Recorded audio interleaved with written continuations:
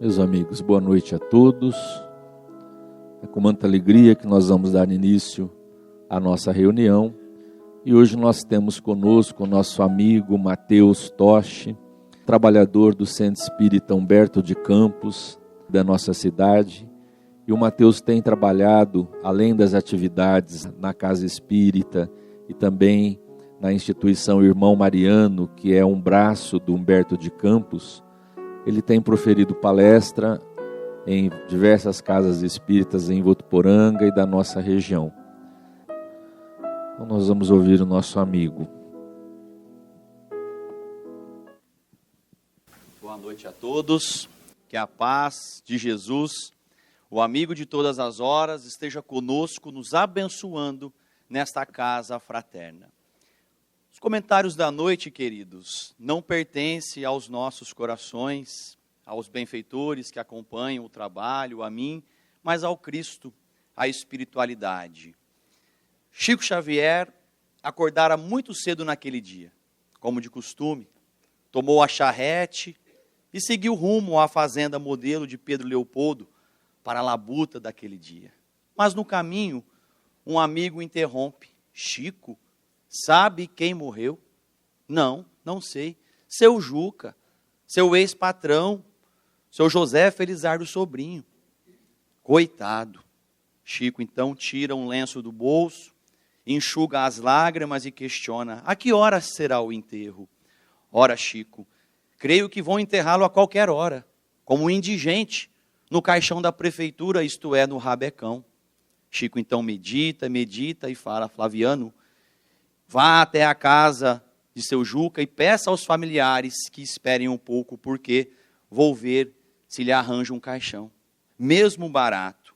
E assim se despede do amigo, que vai cumprir a missão.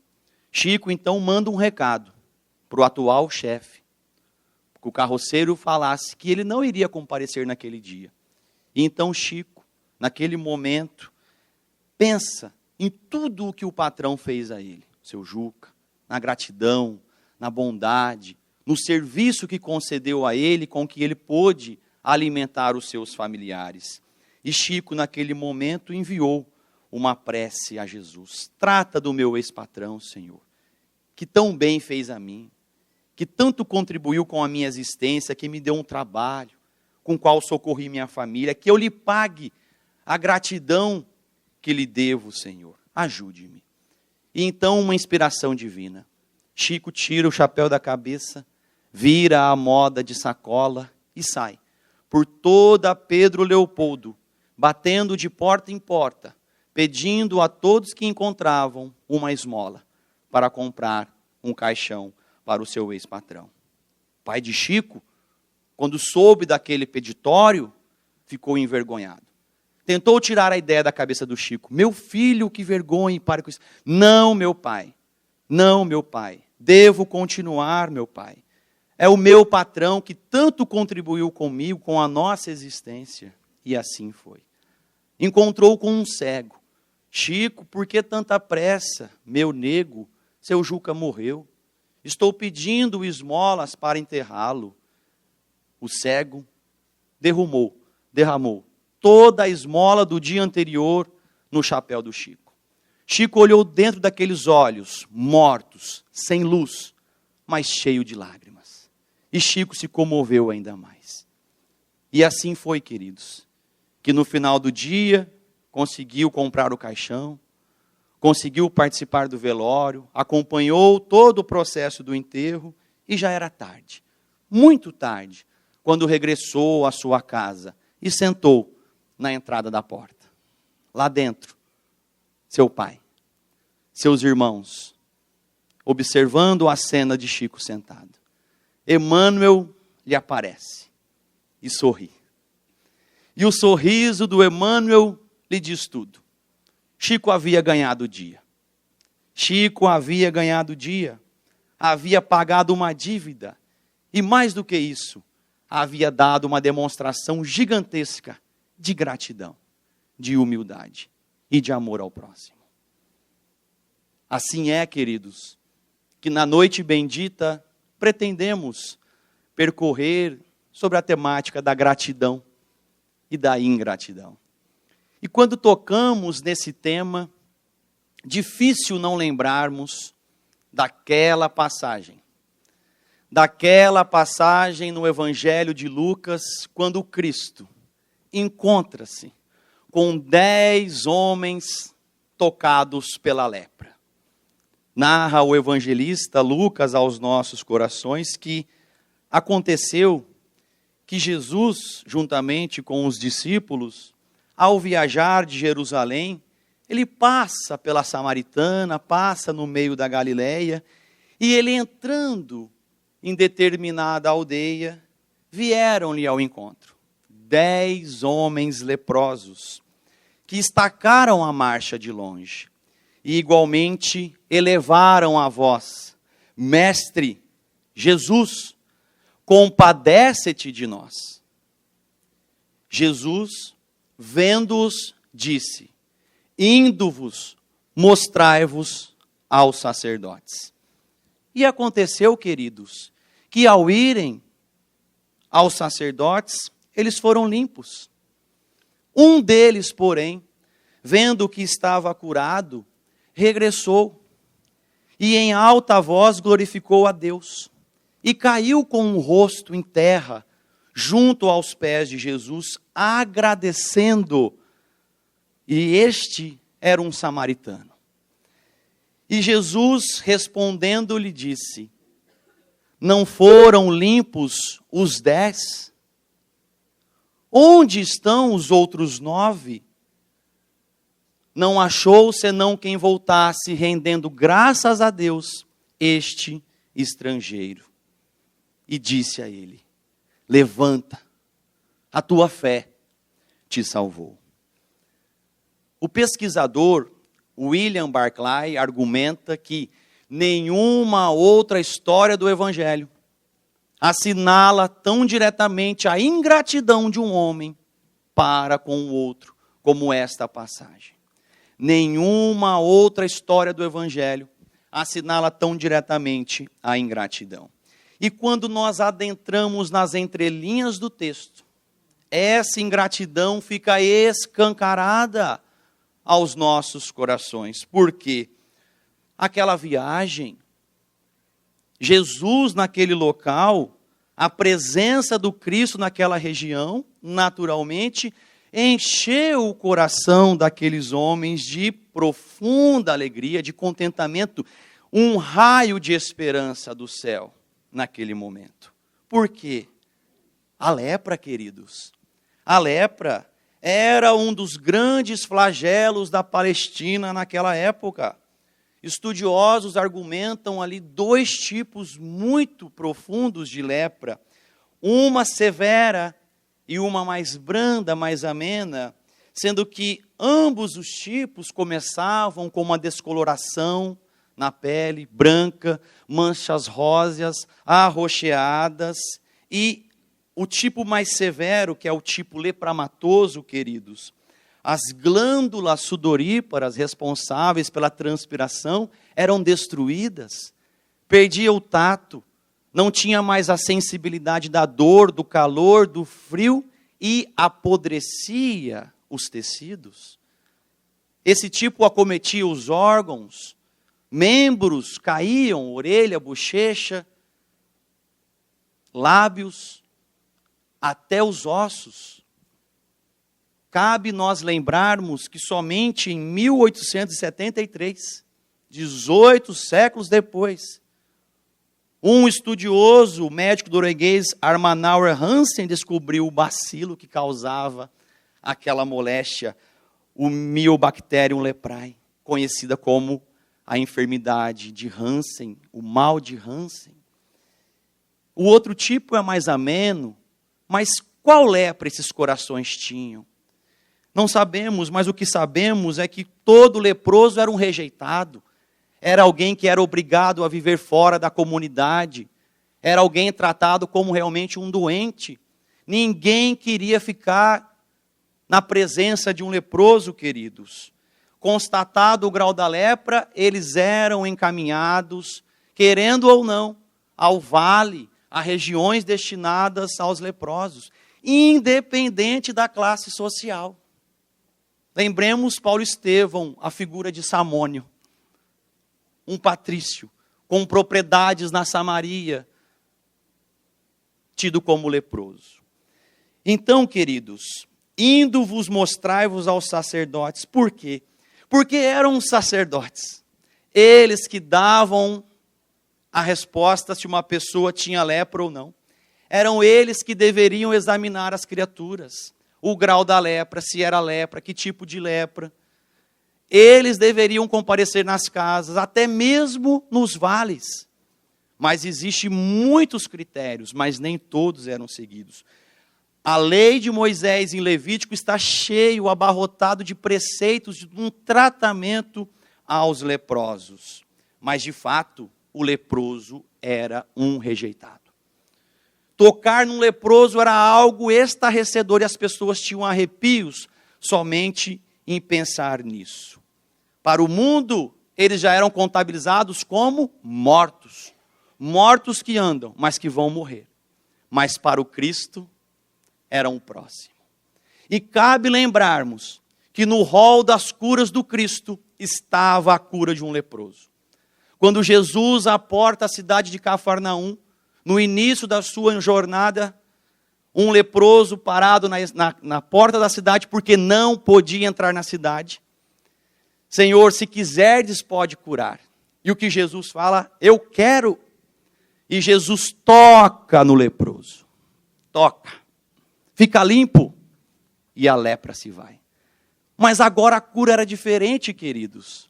Porque Jesus falou a eles, indo-vos, mostrai-vos aos sacerdotes. Ou seja, esse grupo deveria demonstrar a sua fé no poder do Cristo. Porque ao ir ao encontro dos sacerdotes, eles seriam curados. Crendo que a cura se restabeleceria, mas até o momento, nenhuma evidência física eles constataram da cura. E assim foi. Indo, eles foram curados. Por qual recurso? Por qual mecanismo? Por qual fluido nos escapa a compreensão de espíritos imperfeitos? A única explicação é o amor. É o amor que escapa do Cristo e alcança aqueles corações para a renovação de uma vida nova. E assim, Jesus utilizou desses recursos. E todos foram. E somente um voltou. E esse que voltou, regressou, ele era um samaritano.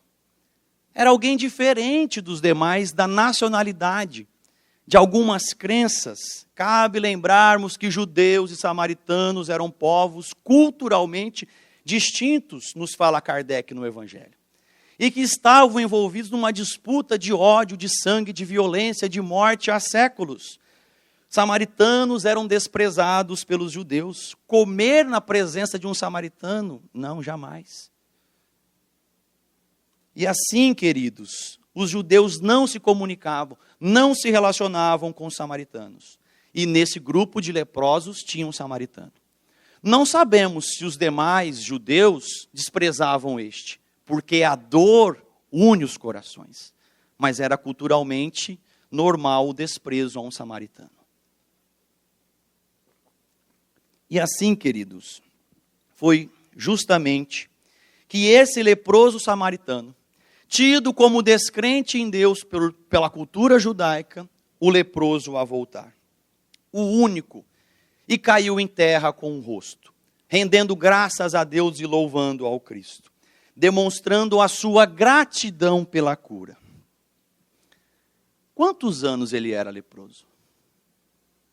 Quantos amigos ele perdeu? Quantos familiares se afastaram dele? E o trabalho?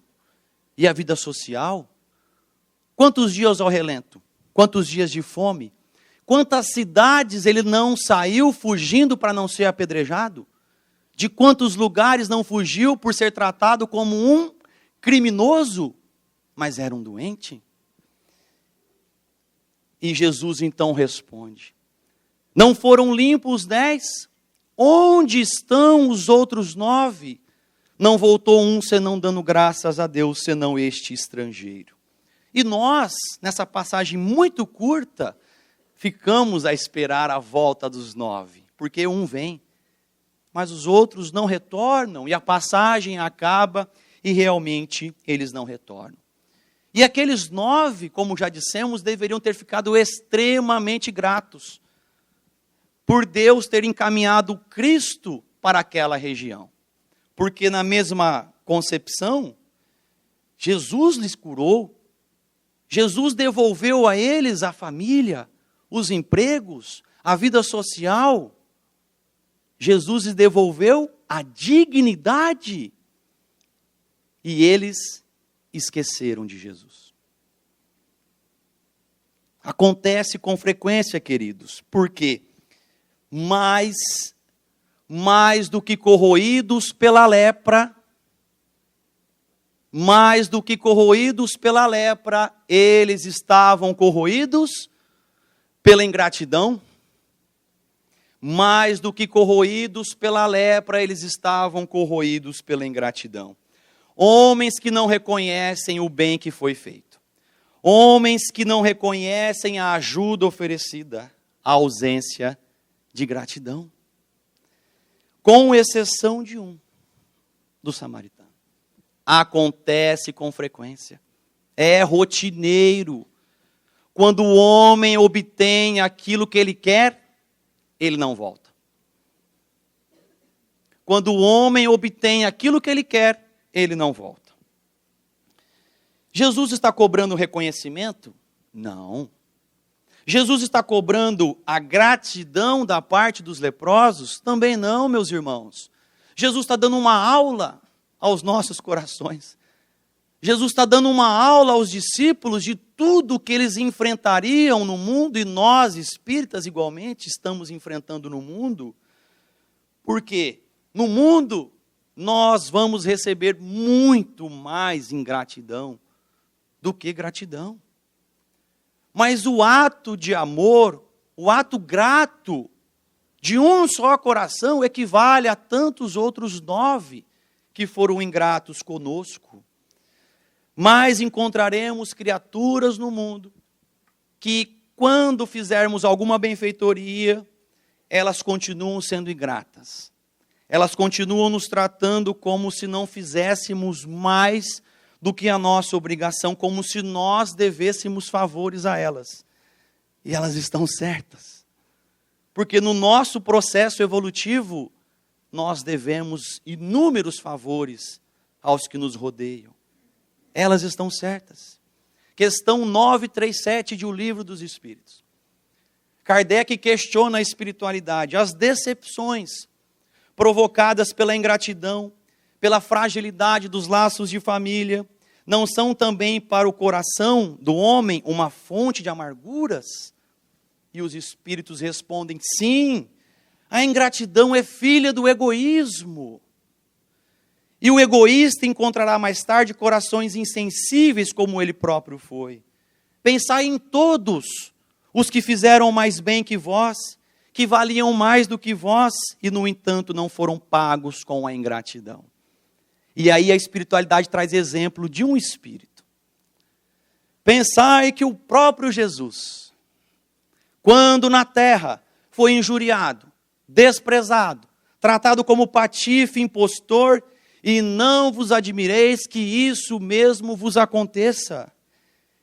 Que o bem que fizerdes seja a recompensa neste mundo, e não vos importei no que diz os beneficiados. Se o Cristo, queridos, governador espiritual do orbe, nas palavras de Emmanuel Humberto de Campos, o divino escultor do nosso planeta, que já era Cristo há bilhões de anos atrás, reencarna no mundo, foi dependurado numa cruz. O que resta a nós, queridos?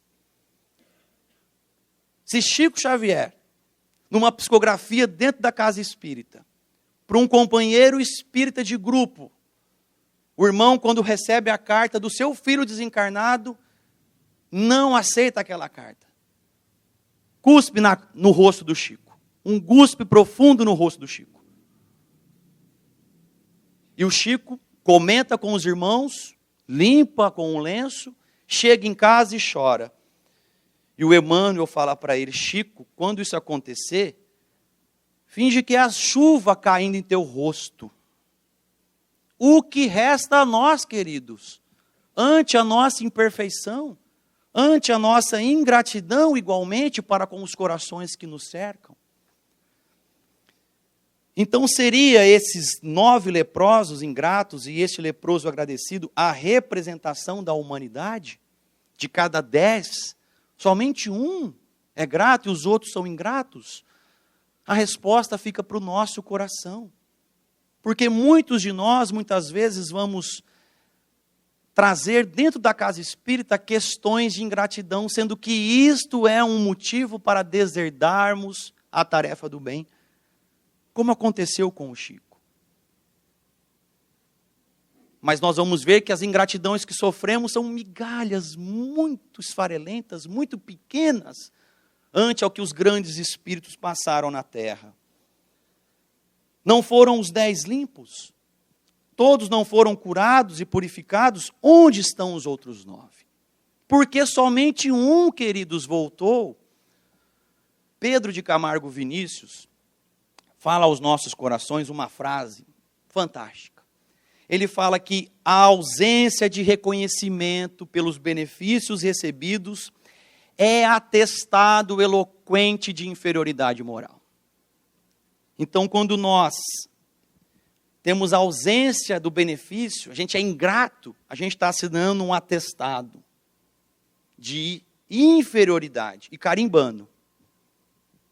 E ele continua falando que é a prova de que o beneficiado, no caso nós, não se acha no mesmo nível moral do benfeitor, daquele que fez o bem. E daí a falta de correspondência, de reciprocidade. Tua fé te salvou. Mas todos foram curados. Então todos tiveram igualmente fé. Mas somente um teve a fidelidade de voltar, de estar ali na presença do Cristo. Ou seja, refletamos, todos tiveram os corpos curados, mas o espírito, somente um. Somente um. Os outros 9 continuavam corroídos pela ingratidão. Continuavam leprosos físicos, não, espirituais, com a filha do egoísmo, que é a ingratidão. E isso é profundo, queridos, porque somente um experimentou uma cura realmente, que foi a espiritual, que foi a mudança de caráter, a mudança de dignidade, e com certeza esse cessou a sua expiação na terra. Os outros 9, e aí? Será que não deveriam retornar numa encarnação futura, ou na mesma encarnação com outras doenças, porque estavam do mesmo modo que antes? Então nós podemos assinalar aqui, queridos, muitos tipos de ingratidão, tão corrosivas quanto qualquer tipo de lepra, dos filhos para com os pais, dos homens para com os homens, como nós vimos, e dos filhos para com Deus. Quando o homem obtém o que ele quer, ele não volta. Quantas vezes a gente não veio à casa espírita necessitados, e o problema foi solucionado e nós esquecemos de Deus. Quando o homem obtém o que ele quer, ele não volta. Um fato que vai chamar a nossa atenção e já vai encaminharmos para a outra parte da preleção, queridos, é o fato de os leprosos terem que ir depois no templo fazer a sua oferenda. Posteriormente, eles deveriam realizar um ritual com o sacrifício de animais para confirmar a sua purificação. No templo, perante o Senhor, perante Deus, para comprovar que foram purificados. E a pergunta que nós levantamos é: podemos ser gratos a Deus sendo ingratos com os homens? Então nós podemos, como eles foram, ir ao templo, agradecer a Deus pela sua purificação, pela sua cura, sendo ingratos com Cristo? Podemos vir à casa espírita, agradecer a Deus, e no mundo lá fora sermos ingratos com os homens? Para auxiliar a resposta dessa questão, nós vamos buscar a obra Paulo e Estevão, que é uma obra abarrotada de exemplos de gratidão, e a história da noite não é diferente. E certamente não precisamos pontuar ato por ato, porque vocês vão ver em cada detalhe, em cada ação, em cada verbo, os sinais da gratidão de alguns corações. Narra-nos o Espírito Emmanuel, pelas mãos de Francisco Cândido Xavier, esta obra magnífica. E muitos vão lembrar, porque o fato se dá, queridos, quando uma galera romana, aquelas grandes embarcações romanas, movidas a remos pelos braços escravos. E essa grande embarcação, queridos, recebeu, voltando da cidade de Cefalônia, um ilustre passageiro, o jovem romano político Sérgio Paulo, que se dirigia para a cidade de Citium, na ilha de Chipre, em comissão de natureza política. E esse ilustre romano, Sérgio Paulo, um homem notório, uma personalidade eminente da época, adoeceu. Adoeceu ali a bordo, febre alta, o corpo começou a abrir em chagas, e comentavam-se na embarcação que uma peste acometia a cidade de Cefalônia. O médico de bordo, igualmente, não conseguiu explicar a enfermidade. Os amigos mais próximos de Sérgio Paulo se afastaram, recuaram. 3 dias de enfermidade e o jovem romano estava completamente só no seu gabinete. Completamente só. O feitor, então, designou um jovem hebreu, um jovem escravo para cuidar daquele ilustre romano. Gesiel. Esse jovem, queridos, foi feito escravo no passado, porque em Corinto, o seu pai, Jochedeb, tacou fogo na propriedade de um romano e na própria propriedade que o romano queria tomar. E daí o pai foi preso, o filho Gesiel é preso, a irmã Abigail é presa, os 3. O pai é morto com uma lança atravessando o pescoço, o filho recebe as 39 chibatadas e é feito escravo, e nunca mais viu a irmã Abigail. Prestemos atenção nesse nome, Abigail. E assim é, queridos, que esse jovem é feito o médico daquele ilustre romano. Com o mesmo espírito de serenidade que sempre teve, ele penetrou no camarote de Sérgio Paulo, e ali ele viu que o romano levantava-se, delirando na febre alta, movimentando os braços, prejudicando ainda mais as feridas. Quem és tu? Gritava. Quem és tu? Chamo-me Gesiel, o escravo que vem lhe servir. E a partir daquele momento, queridos, consagrou-se ao enfermo com todas as reservas de sua afetividade. Com a permissão de amigos de Sérgio, ele utilizou todos os recursos que aprendeu no lar. As pomadas, a medicação, dias seguidos, longas noites velou a cabeceira da cama daquele doente. Banho, essência, tudo com uma dedicação grandiosa. Como se estivesse a tratar de um parente muito íntimo e muito caro. Nas horas mais críticas da enfermidade daquele homem, ele falava de Deus.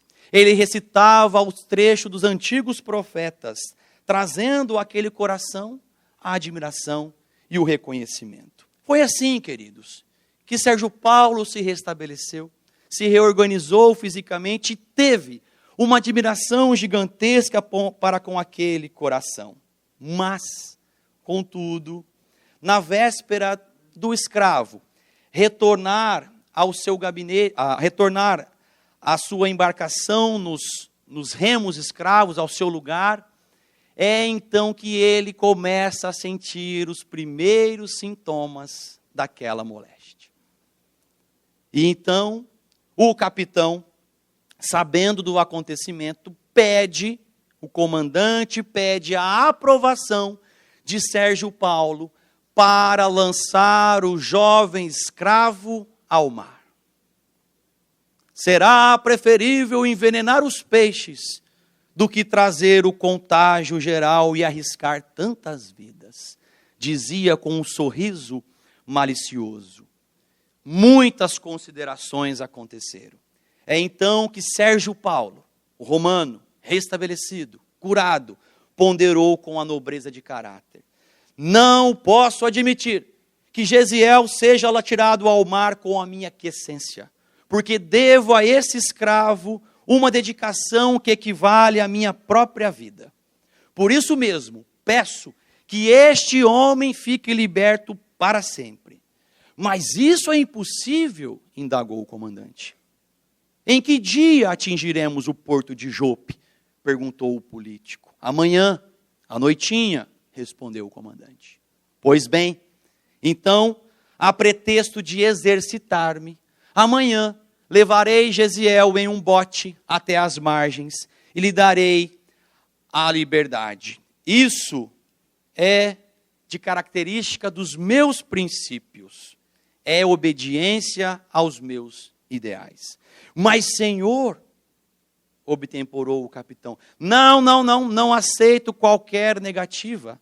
Não ias atirar o homem ao mar? Sim. Pois então faça constar nos teus apontamentos que Gesiel, acometido por uma peste encefalônia, foi sepultado no mar, evitando o contágio de todos os passageiros.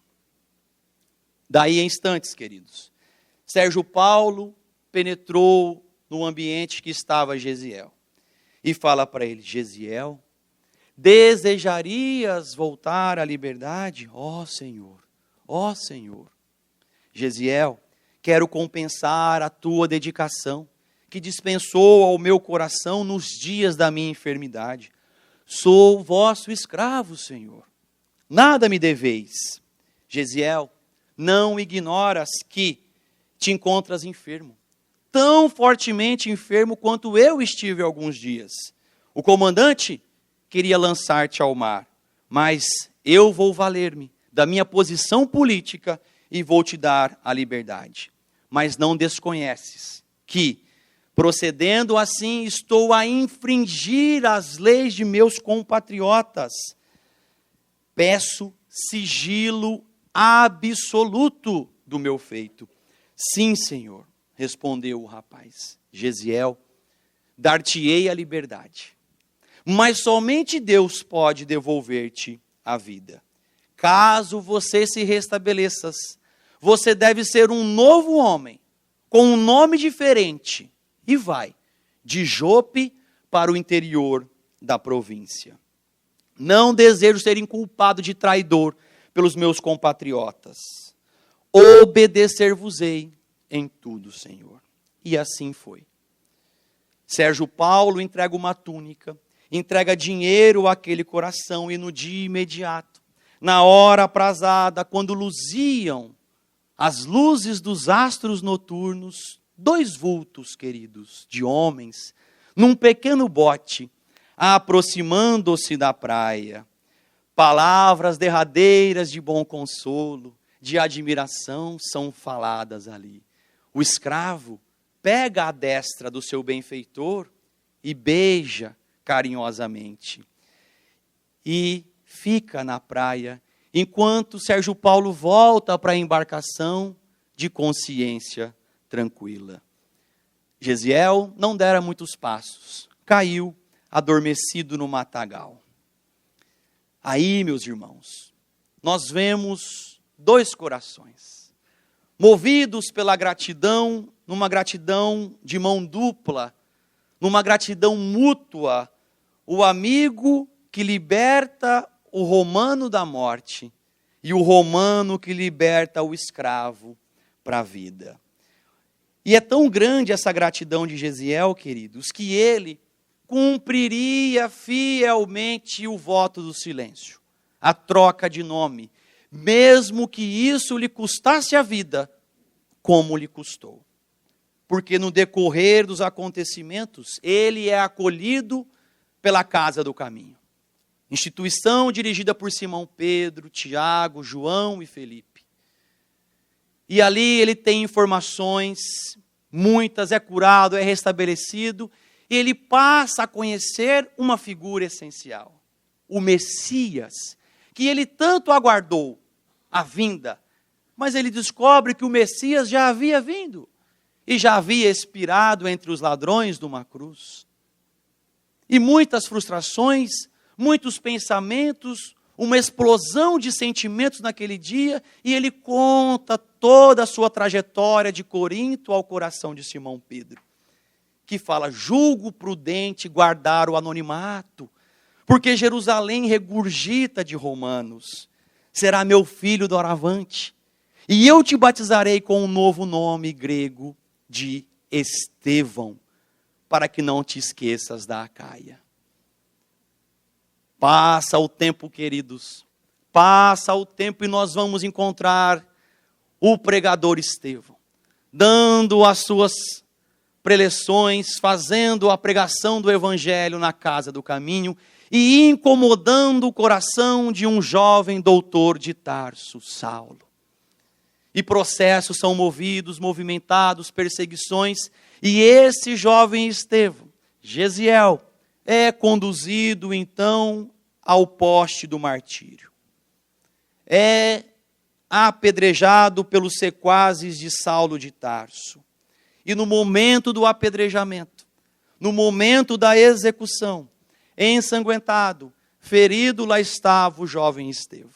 Eis, meus irmãos, que adentra a figura de uma mulher, e ela para a sua marcha ao lado de Saulo de Tarso. Abigail, esposa do doutor de Tarso. E Abigail, chegando nos momentos finais, começa a olhar aquele homem que está sendo apedrejado, começa a ver aquele homem chamado de Estevão, por todos ali, sendo um malfeitor, sendo um mistificador, alguém que atrapalhava a condução do judaísmo, e ela começa a notar algo muito semelhante na figura daquele homem. Então ela fala: Saulo, Saulo é meu irmão, é meu irmão. Enlouqueceste, não pode ser, é meu irmão. Concede-me um minuto para falar com ele. A noiva de Saulo de Tarso afirmava que aquele homem chamado Estevão era o irmão dela, Gesiel, que separou-se dela lá em Corinto. Saulo, então, atende ao pedido da noiva. Manda levar o corpo do jovem Estevão ensanguentado a uma sala próxima. Ferido, e ali ele, Saulo de Tarso, Abigail e Estevão se encontram.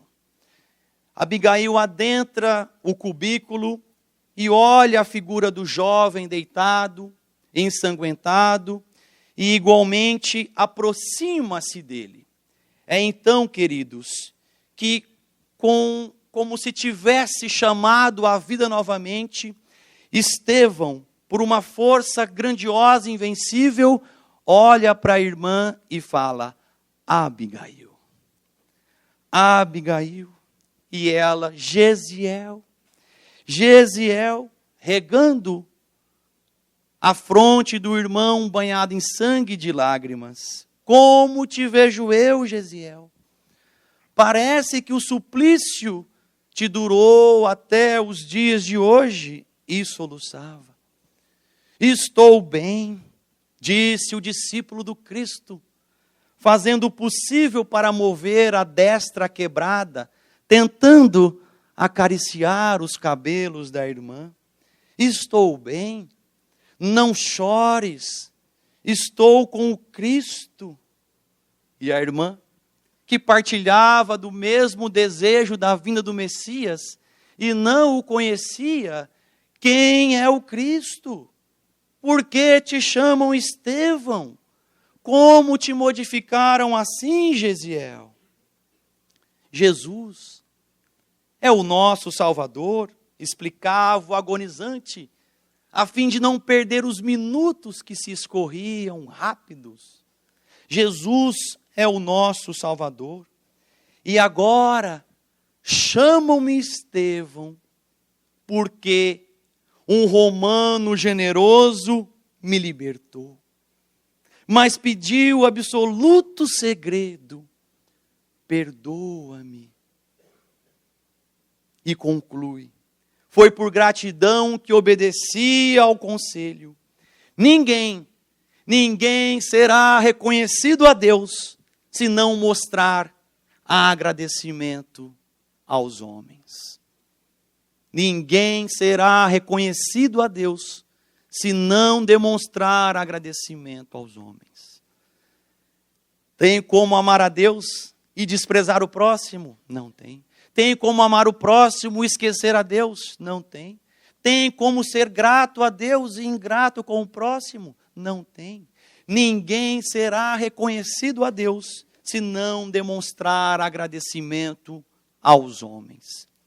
Que o Cristo nos abençoe. Muita paz e muito obrigado pela paciência.